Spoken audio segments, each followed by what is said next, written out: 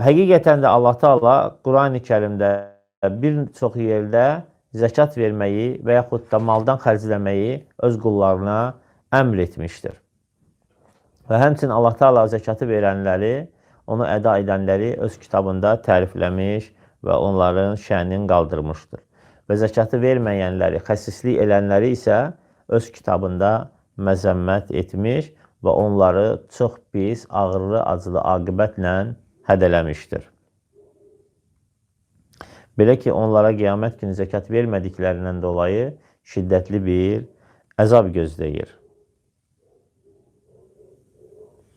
O kəslər ki, malı yığıb toplayırlar və onu Allah yolunda xərcləmirlər, həmin o topladığı mallarla, o qızıl gümüşlə əridilib, qızdırılıb, onların alınlarına, bədənlərinə damğa çəkiləcəkdir.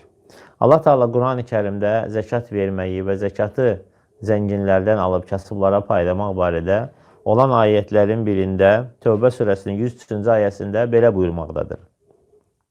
Xuz min əmvalihim sadaqa tutahhiruhum və tuzakkihim biha və salli aleyhim.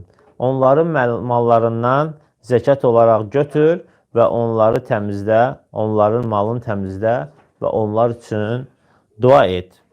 İnnə salətəkə səkənun ləhum. Və həqiqətən də sənin onlara etdiyin dua onlar üçün bir səkinət, rahatçılıq olar.